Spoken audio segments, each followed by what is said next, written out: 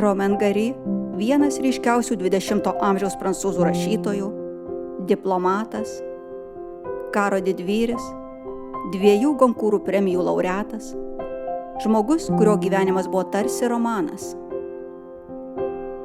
Tačiau nedaugelis žino, kad šis visame pasaulyje žinomas kūrėjas gimė ir pirmuosius savo gyvenimo metus praleido Lietuvoje, Vilniuje.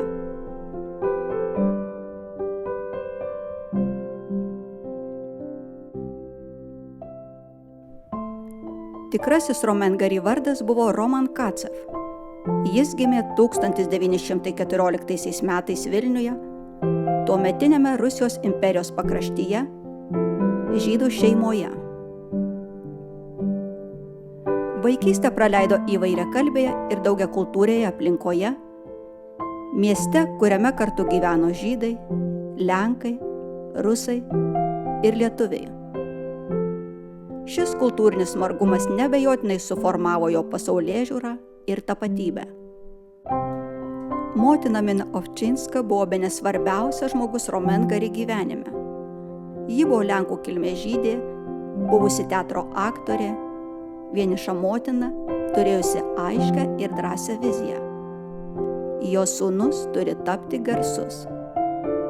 Ji augino Romaną su dideliu tikėjimu jo ypatingumu, nuolat kartodama, kad jis bus rašytojas, diplomatas, Prancūzijos didvyris.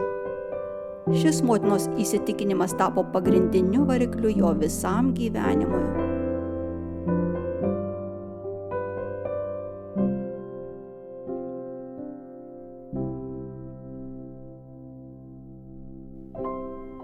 Romanas lankė mokyklą Vilniuje, augo kalbų apsuptyje. Kalbėjo jidiš, rusų, lenkų, mokėsi prancūzų kalbos. Būtent Vilniuje jis pirmą kartą susidūrė su literatūra, kalba ir tapatybės ieškojimu. Jo vaikystės patirtį šiame mieste nors ir nebuvo ilgos, padėjo pamatus kūrėjo asmenybei. Gary pats vėliau rašė apie vaikystę Vilniuje kaip apie pradžią, ne tik geografinę, bet ir dvasinę. 1931 metais kartu su motina Romain Gary, tuomet dar Roman Kacev, paliko Lietuvą. Išvyko į Varšuvą, o vėliau persikėlė į Prancūziją, šalį, kuri tapo jo naujaisiais namais ir svarbiausia, motinos svajonių žeme, kur prasidėjo naujas gyvenimo etapas. Nors jis niekada nebegrįžo į Lietuvą, Vilnius liko giliai įrašytas jo atmintyje ir kūryboje, kaip vieta, kurioje duotas pažadas būti kažkuo daugiau virto likimu. Atsidūręs Prancūzijoje, jaunas Romanas greitai suprato, kad norėdamas įsitvirtinti naujoje visuomenėje, turi tapti ne tik prancūziškai kalbančiu, bet ir prancūziškai mąstančiu žmogumi. Jis studijavo teisę, įsitraukė į visuomeninį gyvenimą ir kai 1938 metais tapo Prancūzijos piliečiu, pradėjo naudoti vardą Romain Gary. Romain Gary visą likusį gyvenimą rašė ir kalbėjo prancūziškai. Jis tapo Prancūzijos karininku, diplomatu, rašytoju, pasaulio žmogumi. Jo tapatybė sąmoningai formuota kaip prancūziška, europietiška, net universali, nutolusi nuo etninės ar geografinės kilmės. Ir nors jis niekada neslėpė, jog yra kilęs iš Vilniaus, jo kūryboje šis miestas ilgą laiką liko be aiškių kontūrų, tarsi rūkas vaikystės atmintyje, negrįžtamai nutolęs laike ir erdvėje.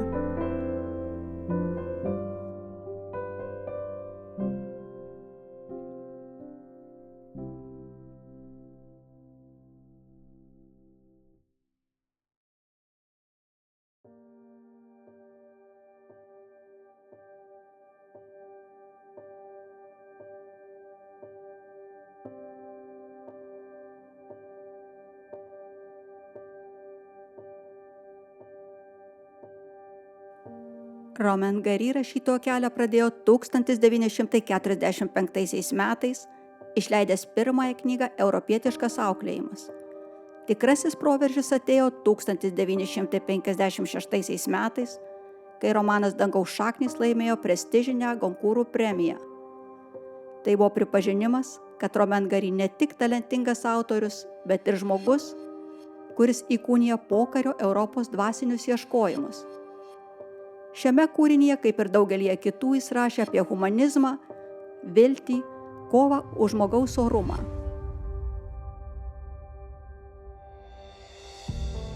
Vienas iškiliausių ir labiausiai asmeniškiausių Romain Gary kūrinių – autobiografinis romanas Aušros pažadas, išleistas 1960 metais. Ši knyga ne tik pelnė skaitytojų ir kritikų pripažinimą visame pasaulyje, bet ir tapo gyvenimo romano simboliu.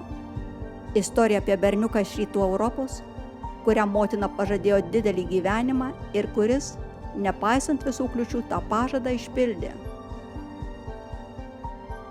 Šis autobiografinis romanas pasakoja apie Romain Gary, iš tikrųjų Roman Kacev, vaikystę, jaunystę ir brendimą nuo gyvenimo Vilniuje iki emigracijos į Prancūziją, tarnybos antrajame pasaulinėme kare ir galiausiai rašytojo, diplomato bei Prancūzijos nacionalinio didvyrio tapimo.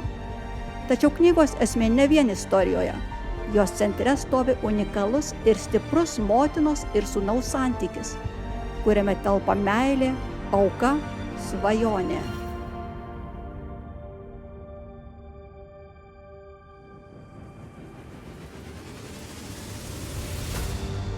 Romain Gary, būdamas nuolat kvestionuojanti asmenybė, nesitenkino vienu vardu.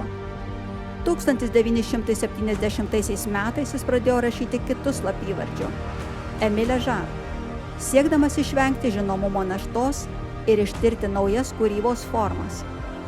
Šiuo vardu jis laimėjo antrąją Gonkūrų premiją už romaną Gyvenimas dar prieš akis, ko oficialiai daryti negalima 2 kartus. Taip Gary tapo vieninteliu žmogumi istorijoje pelniusiu šį apdovanojimą 2 kartus. Tiesa, antrą kartą slėpdamasis už kaukės. Šis faktas buvo atskleistas tik po jo mirties 1980 metais, kai pasirodė paskutinė knyga Emilio Ažaro gyvenimas ir mirtis, kurioje jis prisipažino buvęs abu – ir Gary, ir Ažar. Tai tapo literatūrinė bomba ir amžina mįsle. Kiek asmenų slypi viename žmoguje?